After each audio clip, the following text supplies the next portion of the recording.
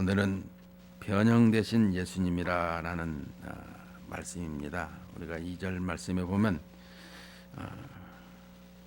예수님께서 이렇게 산에 올리셔서 변형되었더라 이런 제목이 됩니다. 사람들은 많은 얘기 중에 이 얘기꽃을 피우다가 웃을 때가 많이 있습니다. 웃으면은 이 몸과 마음이 치료가 된대요. 그래서 일부러 막 웃음을 웃게 하고 박수를 치게 하고 또 이렇게 웃기는 얘기를 많이 합니다. 그래서 몸도 마음도 건강하게 이렇게 만들어가는 것입니다. 그런데 그것이 몸속에서 나오는 것이 엔돌핀이라고 하는데 이 엔돌핀보다도 4배, 5배 이상 나오는 물질이 있답니다. 우리 몸에서. 그것이 바로 이 다이돌핀이라고 하는데, 그러면 이 다이돌핀은 웃는 것이 아니라 어느 때 생기는 것이냐라고 하면 이 다이돌핀은 궁금하시죠? 사람이 감동을 받거나 감명을 받을 때 이 몸에서 물질이 생겨 나온답니다. 또 한 가지는 이 영적인 것을 깨달을 때 그 희열을 느낄 적에 이 몸에서 그 다이돌핀이 이렇게 나온대요.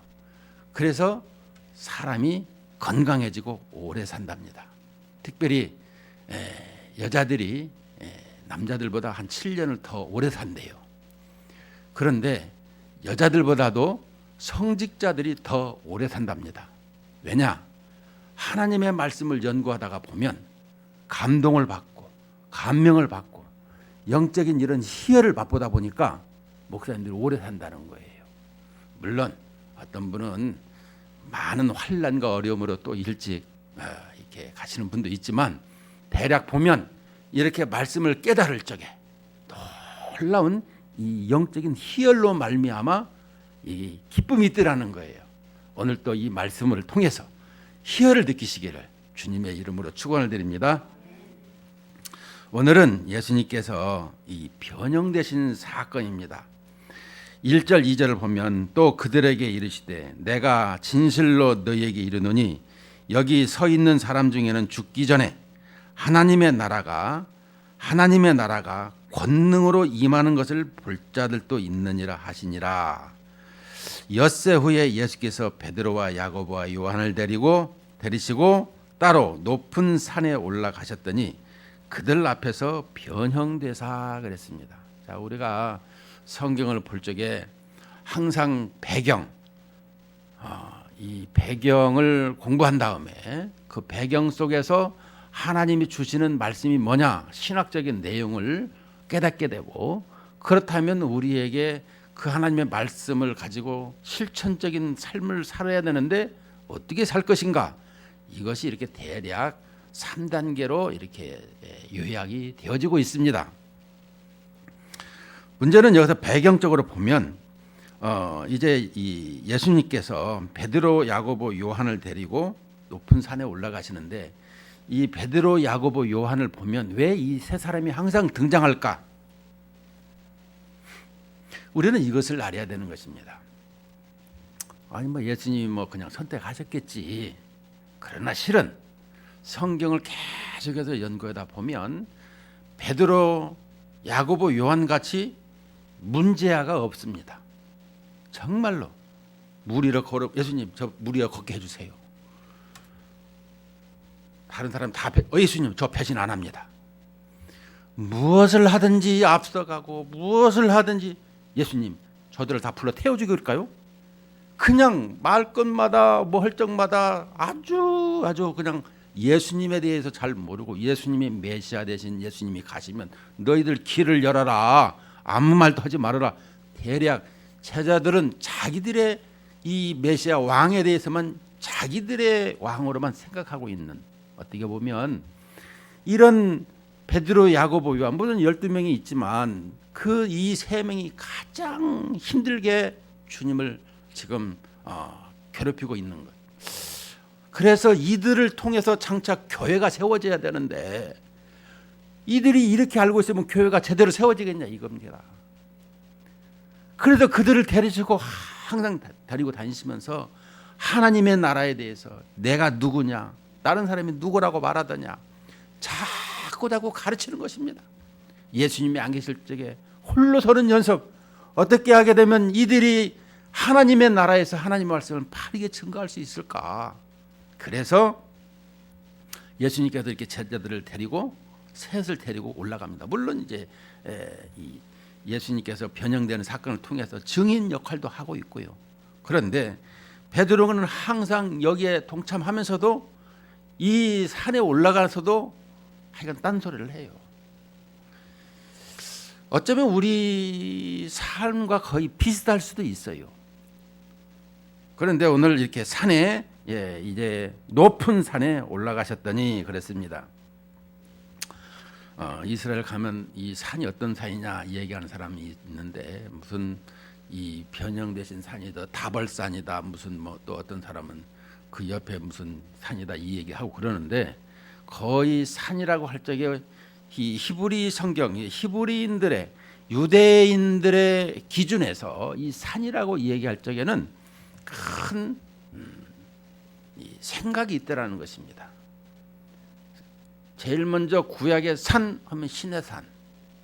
예수님께서도 이 팔복을 말씀할 때 산에 앉으사 할 적에 그 둥근 이 산도 아주 이 산 같지도 않은 그냥 이렇게 뭐라 그래야 되나, 이건 이런 그 약간의 구릉지대 정도 이렇게 되는 것을 산이라 그러는데 그것은 산에서 모세가 말씀을 받은 것을 기억하고 있기에 지금 중요한 터닝 포인트가 되니까 집중하라 이렇게 말씀을 하는 거예요.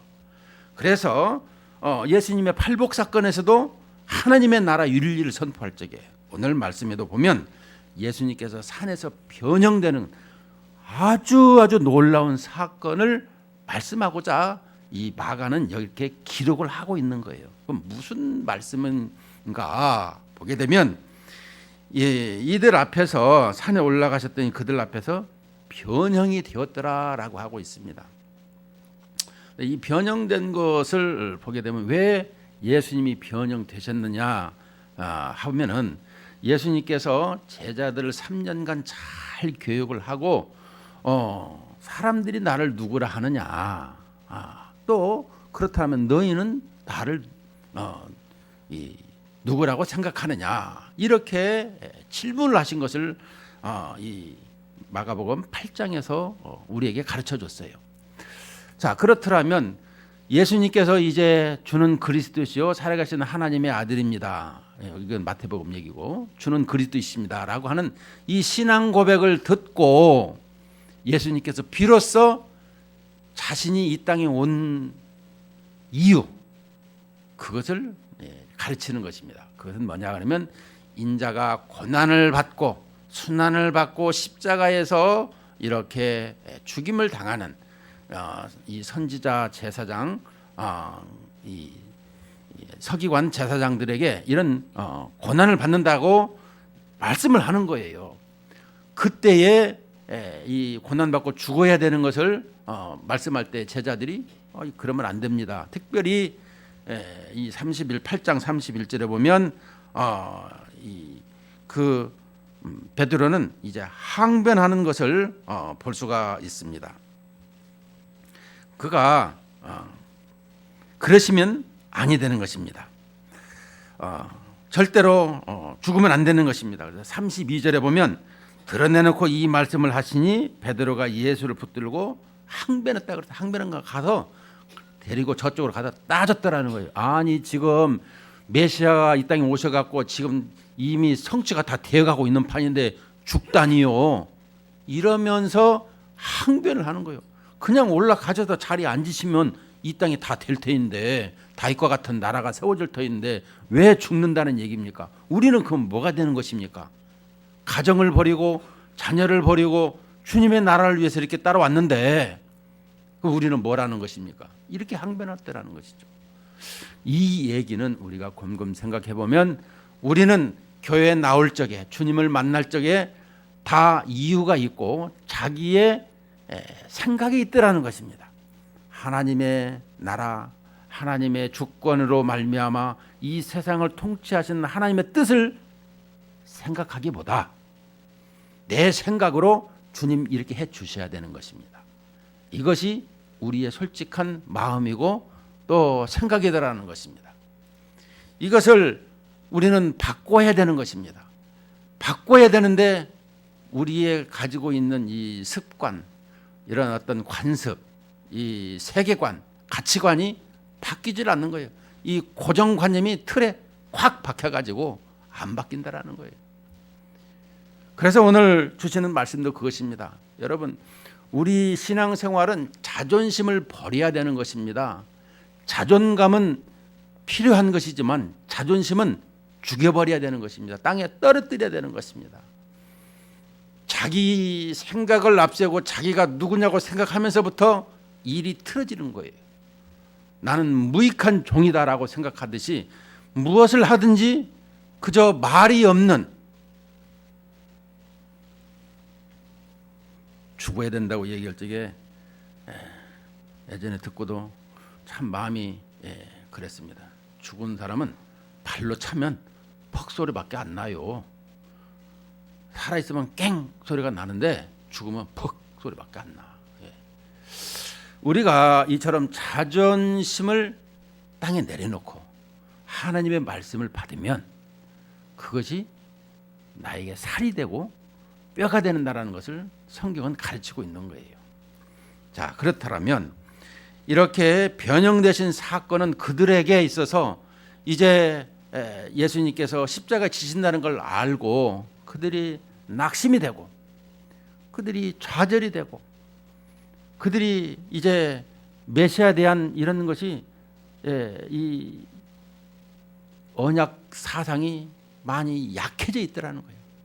그 약해진 신앙을 예수님께서 이 다음에 죽었다가 다시 살아나는데 이렇게 변형이 되어진다. 이것을 설명해 주고 있는 거예요. 이렇게 말로 형용할 수 없는, 그래서 우리가 이 주님의 변화산상을 변화하는 것을 보면서 이 사도 바울은 베드로후서에서 그러지 않습니까? 그 변형된 것을 보고 우리의 신앙생활이 더 힘을 받는다. 왜냐 그러면 지금 이렇게 어려움이 있을지라도 주님의 그 변하신 그 삶을 보면서 우리가 이 다음에 이런 모습으로 영원히 살아갈 것인데 라고 하는 것을 설명해 주고 있는 것입니다. 그래서 이 변형 사건은 예수님의 죽으심으로 끝나는 것이 아니라 다시 살아나시고 부활 승천하셔서 다시 오실 때 이런 영광의 몸으로 오시는 것을 설명해 주고 있는 거예요. 그래서 우리에게 이런 새 소망을 갖게 해주는 내용이더라, 이런 말씀입니다. 그렇다면 이제 3절에서 보면 변형되셨는데 그 옷이 광채가 나며 그랬습니다. 그 옷이 광채가 나며 세상에서 빨래하는 자가 그렇게 희게 할 수 없을 만큼 매우 희어졌더라. 이 옷에 광채가 났다는 거예요. 주님이 변형이 됐는데 이 옷에 광채가 나서 변형됐다라는 것입니다. 여러분, 옷에 광채가 났다라는 것을 성경에서 뭐라고 말씀하시냐 하면 갈라디아 3장 27절에 보면 누구든지 그리스도와 합하기 위하여 세례를 받은 자는 그리스도로 옷 입었느니라. 그러니까 세례 받은 자들은 그리스도의 옷을 입었다라는 거예요. 지금 이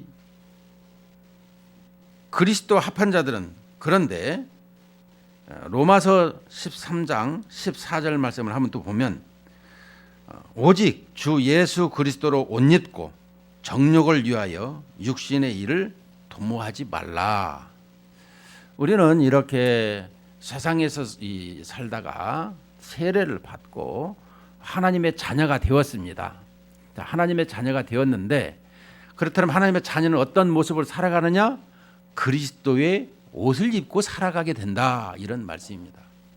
우리들은, 저도 이렇게 신앙생활하면서 자꾸 깨달을 때가 많이 있는 것은 뭐냐 그러면, 여러분, 우리가 신앙생활을 하면서 자꾸 하나씩 올라가는 단계가 있는 것입니다. 하나님께서 짜잔 하고 다 열어줘서 보여주면 얼마나 좋겠습니까? 그러죠? 근데 그렇게 보여주게 되면 문제가 발생하는 것입니다. 예를 들어서 어린아이를 키를 180세로 만들어 버린다 하면 그 아이가 몇 살 되지도 않는데 어떻게 되겠습니까? 이건 나중에 문제가 많이 오는 것입니다. 조금씩 스텝 바이 스텝 한 걸음씩 성장이 돼야 되지, 한꺼번에 확 크게 되면 문제가 오더라는 거예요. 질병이 오고 여러 가지 문제가 오기 때문에 하나님께서는 그것을 아시고 우리의 하나씩 알게 하심으로 말미암아 하나님을 아주 깊이 또 이 기둥과 같이 이렇게 튼튼하게 이렇게 알기를 원하시더라는 것입니다. 자, 그렇더라면 우리에게 이 그리스도의 옷을 입으라.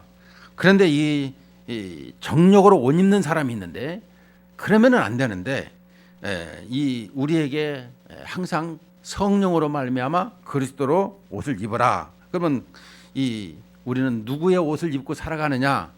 항상 정력이냐 그리스도의 옷이냐? 이것이 매일매일의 우리의 신앙의 관건이더라는 것입니다. 그러므로 오늘 여기서 그리스도의 옷을 입는다라는 것은 이 내면의 성숙한 인격을 말씀하는 것입니다. 여러분, 인격이라고 얘기할 적마다 뭐 도덕 윤리에서 그런 인격이 많이 있습니다. 그러나 하나님께서는 우리에게 말씀하시고 하나님께서 함께 하시는 것은 인격으로 함께 하신다라는 거예요. 여러분, 하나님은 보이지 아니하시는 하나님이십니다. 보이는 하나님으로 예수 그리스도께서 이 땅에 오셨어요. 그 예수 그리스도는 인격의 하나님이시고 인격이신 예수님이신 것입니다. 그 자녀들은 우리들에게도 이경석의 인격을 믿습니다.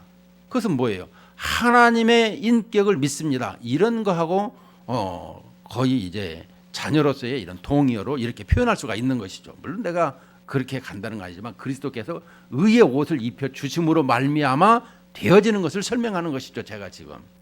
그러므로 이 인격이라는 것은 아주 중요한 것입니다. 항상 하나님은 인격으로 이 세상에 우리에게 말씀하시고 있고, 우리 모든 사람이 항상 그리스도의 인격으로 말미암아 성숙해지고 성장해져야 된다라는 것을 말씀하고 있는 거예요. 그리스도의 옷을 입는다는 것이. 그것이 뭐냐라고 하면은 성경에 한 절 더 보면 마태복음 11장 28절에서 30절에 이렇게 말씀합니다. 수고하고 무거운 짐진 자들아 다 내게로 오라. 내가 너희를 쉬게 하리라. 나는 마음이 온유하고 겸손하니 나의 멍에를 메고 내게 배우라. 그리하면 너희 마음이 쉼을 얻으리니 이는 내 멍에는 쉽고 내 짐은 가벼움이라 하시니라. 자, 이것은 뭐겠습니까? 우리 인생들은 다 수고하고 짐진 자들입니다. 왜냐? 에덴 동산에서 쫓겨난 후손들은 신라곤이라 그러죠. 이 낙원에 살지 못하고 수고하고 짐진, 그래서 땀을 흘려야 되고 애를 낳을 때 고통을 얻어야 되는, 이것이 우리에게 형벌로 주어졌다라는 거예요. 그래서 그것을 우리 주님은 아시고 수고하고 무거운 짐진 자들아 다 내게로 오라, 이렇게 말씀하고 있는 것입니다. 그 주님 앞에 오게 되면 뭐라고 말씀하시냐면 나는 마음이 온유하고 겸손하니 나의 멍에를 메고 내게 배우라. 자, 예수님이 온유하신 분이신데 나의 멍에를 메고 배우라는 거예요. 멍에가 뭐냐? 주님의 고난과 십자가의 이제 그 죽으심을 설명하고 있는데, 주님의 이 순환과 고난 당하는 것을, 그러니까 너희들이 주님을 배우라는 것은 주님을 따라오는 데 있어서 자기 십자가를 지고, 그러니까 고난을 당하는 것을 항상 그것이 그냥 자연스럽게 있는 거예요. 자연스럽게. 그것을 이상하게 여기면 안 되는 거예요. 그것을 가지고 나를 따라오라. 그리고 주님이 그러한 삶을 사셨고 나 또한 그러한 삶이기 때문에 그것을 알고 그것을 배우는 것을 설명하고 있는 것입니다. 주님께서 고난당하시고 이렇게 순환당하시고 그 모든 질고를 당하셔서 우리의 아픈 것을 체휼하시고 그것을 몽땅 안고 십자가를 짊어지신 것을 우리에게 설명한다라면 그 주님을 내가 어떻게 예배하며 주님을 어떠한 이 주님의 자녀로서 어떠한 삶을 살아가야 되는 것인가, 이것을 우리가 알게 된다라는 것입니다. 그러므로 우리는 이 변화산의 사건을 통해서 우리에게 주님께서 말씀해 주시는 내용이 뭐겠습니까? 우리는 오늘 또 여기서 이 변형되시고 옷의 광채가 일어나셔서 우리에게 말씀하시는 것은 지금 우리의 인격이라고 이렇게 설명한다면 좀 더 확장을 해서 우리 교회의 모든 교회의 신부가 희어지고 또 깨끗하고 이런 모습을 지향해야 된다라는 것을 말씀해 주고 있습니다. 우리 그리스도인들이 이렇게 변형되어지고 이렇게 더 이 세상에서 희어질 수 없는 아주 깨끗한 순결한 이런 신부로서의 이런 삶을 살아야 된다고 지금 말씀해 주고 있는 것입니다. 이 부분을 이 2절 3절이 가장 키포인트인데요. 우리에게 이렇게 그 옷이 광채가 나며 세상에서 빨래하는 자가 그렇게 희게 할 수 없음을 만큼 매우 희어졌더라. 우리는 신앙생활에 있어서 이 신부로서의 이런 모습을 항상 가져야 되는데도 너무나 이 세상적인 세속적으로 물이 들어 있고, 물론 교회에서는 거룩거룩을 추구하지만 교회 밖에만 나가면 내가 교인인지 세상 사람인지 구별이 안 되는 이런 모습을 가지게 되더라는 것입니다. 우리는 세상에 나가서도 주님의 이름을 가지고 나가기 때문에, 또 내 안에 주님이 계시기 때문에 내가 함부로 말하는 것도 안 되는 것입니다. 주님이 이 말을 하시면 주님이 내 말과 행동을 통해서 영광을 받으셔야 되는데, 이 주님의 영광이 아니라 주님 앞에 욕을 보이면 어떻게 되냐, 이런 모습을 가져야 된다라는 거예요. 우리 신앙생활에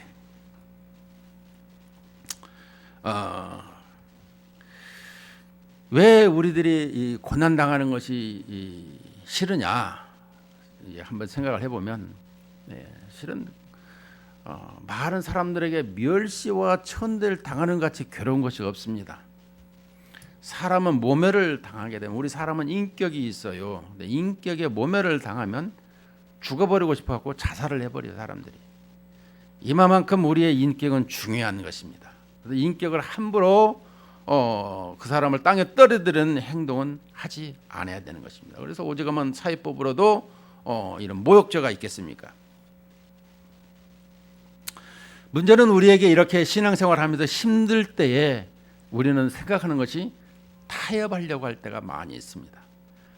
힘든데 적당하게 기름 바르고 이런 생각을 할 때가 많이 있어요.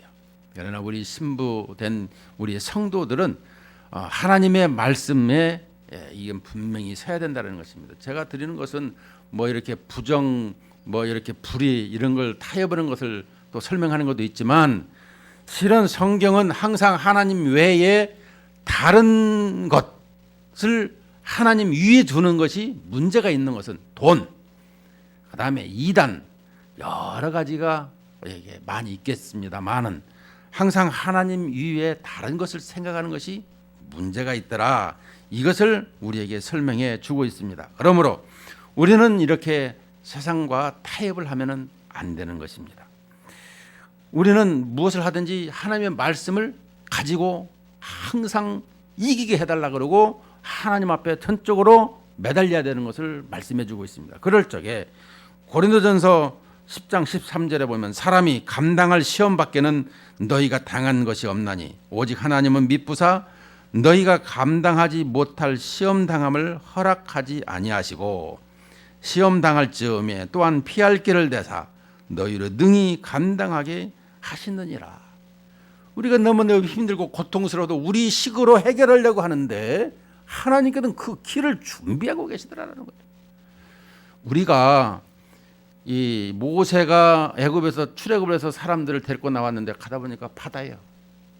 하나님은 글로 가라 그랬는데 바다가 있으니까 야 너희 신이 그렇게 죽을 데가 없어서 여기 바다에다 생배장하려고 데리고 왔냐? 이렇게 비아냥대는 사람이 있으나 그 바다 밑에 길이 있더라는 건 못 보는 거예요. 지팡이를 대니까 하나님께서 모세를 통해서 이렇게 홍해 바다를 열어버리는, 그래서 그 바닷길을 통해서 통과하는 이것을 말씀해 주셨다는 것입니다. 우리가 생각하지 못하는 놀라운 길을 하나님께서는 예비하고 있다는 거예요. 우리 식으로 해결하면 안 된다라는 거예요. 날마다 죽는 거예요. 그거는. 그래서 하나님을 더욱더 신뢰하고 하나님을 의지하는 이런 모습을 살아야 된다는 것입니다. 특별히 이 다니엘 이 서를 보면, 우리 다니엘 3장을 17절에 보면 왕이여 우리가 섬기는 하나님이 계시다면 우리를 맹렬히 타는 풀무불 가운데서도 능히 건져내시겠고 왕의 손에서도 건져내시리이다. 이렇게 다니엘이라고 하는 구약에 아주 왕족이 하나 있어요. 왕족. 왕족입니다. 그런데 이 다니엘은 그리 아니하실지라도 나는 이 하나님이 그렇게 나를 하시지 않을지라도 나는 이렇게 우상을 섬기지 않겠습니다. 내가 믿는 하나님은 그런 하나님이 아니십니다. 라고 담대하게 말하는 것을 볼 수가 있는 것입니다. 우리 신앙생활에서 어려움이 오더라도 나는 결코 흔들리지 아니하고 또 타협하지 아니하고 오직 하나님의 말씀에 신실하게 믿고 나아가는 이런 모습을 설명해 주고 있는 것입니다. 그 다음에 우리에게 보게 되면 4절에 이에 엘리야가 모세와 함께 그들에게 나타나 예수와 더불어 말하거늘 베드로가 예수께 고하되 랍비여 우리가 여기 있는 것이 좋사오니 우리가 초막 셋을 짓되 하나는 주를 위하여 하나는 모세를 위하여 하나는 엘리야를 위하여 하사이다 하니 이는 그들이 몹시 무서워하므로 그가 무슨 말을 할지 알지 못함이더라. 마침 구름이 와서 그들을 덮으며 구름 속에서 소리가 나되 이는 내 사랑하는 아들이니 너희는 그의 말을 들으라 하는지라. 문득 둘러보니 아무도 보이지 아니하고 오직 예수와 자기들 뿐이었더라. 자, 오늘 여기서 보면 여기 엘리야가 모세와 함께 나타난 예수와 더불어 말하거늘. 자, 여기서 보면 모세와 엘리야가 등장을 합니다. 자, 모세는 율법의 대표자, 모세오경. 그 다음에 이 선지자는 이 엘리야로 이게 대표되는 열왕기상에서 이 바알과 이 450대 850대 1로 싸워가지고 그 850명, 성경은 450명으로 적혀 있는데 이 다 죽여버리는 이 부분을 통해서 이 하나님 한 분만을 진실한 왕으로 섬기는 이런 선지자로서 이 엘리야를 설명해 주고 있습니다. 그들이 증거하는 것이 뭐냐? 예수님과 이렇게 모세와 더불어 말하는데 그것은 뭐냐? 그런데 누가복음 여기서 9장 28절에서 36절에 보면 예수님께서 이 변형되실 때에 이 주신 말씀인데 장차 주님이 별세하실 것을 의논하였더라라고 하고 있습니다. 물론 예수님께서 구약에서 계속해서 말씀하시는 내용이 무엇이겠습니까? 우리는 이 출애굽기 내에서도 계속해서 보듯이 양을 잡아서 이렇게 이 제사를 드리는 것을 통해서 장차 오실 메시아 하나님의 아들은 이렇게 피를 흘리시고 십자가에 짊어지시는 모습을 항상 선지자들은 계속해서 말을 했더라는 거예요. 이 말을. 근데 여기서 엘리야는 이 열왕기상 18장에 보면 바알과 싸우는 엘리야를 설명하고도 있으나 이 말라기 4장 5절에 보게 되면 거기서도 엘리야가 오리라라고 하는 그 엘리야는 이 같은 엘리야지만은 대표성을 띄어서 바로 세례 요한을 설명해 주고 있습니다. 세례 요한이 와서 예수님의 길을 예표했을 뿐만 아니라 이 예수님에 대해서 아주 잘 설명을 하고 있어요. 오직하면 나는 신발끈을 풀고 매는 것도 과분하다. 이렇게 표현했습니다. 우리가 그 하나님을 표현할 적마다 이러한 모습을 우리는 생각을 해야 되는데, 요즘은 성도들이 하나님을 어떻게 그냥 자기 식대로 안 되면 하나님을 막 혼내. 하나님 그러시면 안 됩니다. 하나님 이거 주셔야 됩니다. 오죽하면 저쪽 광화문 쪽에서는 하나님 너 꼼짝 마. 별 이상한 사람들이 다 많아요. 예? 막 하나님을 혼내. 자기 마음에 안 들면. 그러면 안 되는 거예요. 신발끈을 풀고 매는 것도 나는 과분한 사람이다. 그래서 이 더불어서 이들이 모세와 이 엘리야, 예수님과 더불어 예수님께서 별세하실 걸 대표적으로 설명해 주고 있는데, 이 베드로, 야고보, 요한, 베드로를 보세요. 아직도 예수님 우리 초막사들 짓고 여기서 사십시다. 왜 세상 내려가면 빚쟁이도 많고 또라이들도 많고 인간사 이 직장 생활에서나 하여간 많은 사람과 관계성에서 아주 속색히는 사람, 나를 득득 긁는 사람, 이런 사람이 너무 많으니까 싫은 거예요. 그냥 예수님과 아무 생각 없이 먹을 것도 다 생기고 그냥 이제 주는 거 먹고 하니까 여기가 좋습니다. 자기밖에 몰라, 자기밖에. 예수님은 온 세상의 모든 사람을 이렇게 구원하시러 오신 메시아 하나님을 자기들에만 가둬놓으려고 하는 이런 모습을 보게 되잖아요. 그럴 때에 예수님께서 우리에게 말씀합니다. 하나님께서 너희는 그의 말을 들으라. 문제는 우리가 그의 말을 들은 우리들이 어떤 모습으로 살아가야 될 것인가.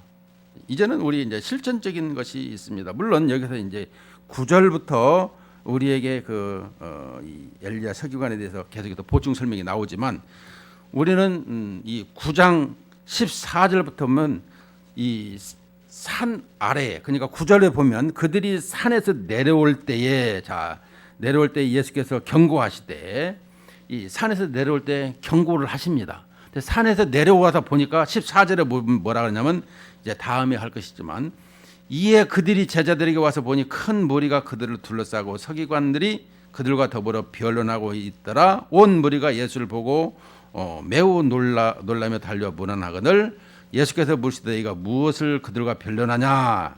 그러니까 17절에 18절에 답입니다.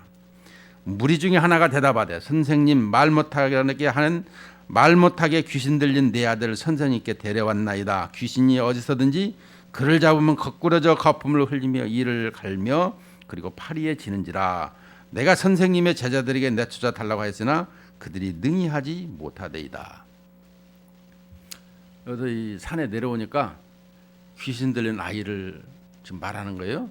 그러면 귀신 들린 아이 그 동네 저쪽 이스라엘 그쪽 한 사람만 얘기하는 것이냐? 이 세상 전부가 다 귀신 들린 세상이더라. 이것을 말씀하고 있는 거예요. 대표성 원리로서. 이 세상은 다 귀신 들리고 미쳐서 날뛰고 있는 이 세상이더라. 그런데 이 세상에서 예수님의 복음을 들고 너희들이 그 복음으로 말미암아 이기게 하는 제자들이 돼야 된다라고 설명해 주는 거예요. 이 세상을 이길 수 있는 힘이 어디 있어요? 미쳐 날뛰고 있고 또라이가 많고 귀신이 파는치는 이 세상에. 그래서 우리에게 날마다 에베소서 6장에서 전신갑주를 입으라고 말씀하시는 이것을 볼 적마다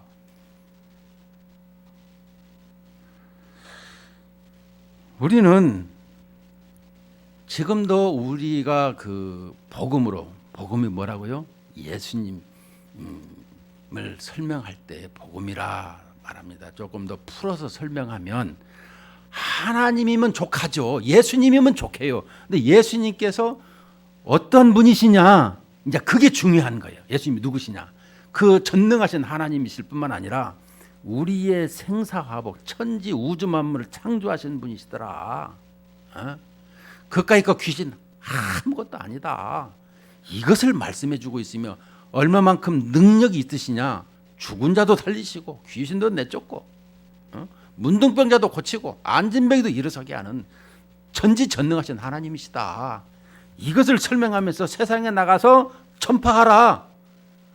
예수님이 부활하시고 승천하시기 전에 세상 끝날까지 너희와 항상 함께 있을 것인데 말씀을 증거라고 하시지 않습니까? 이것을 우리에게 설명해 주고 있는 것입니다. 우리는 이 하나님 말씀을 들으면서도 오늘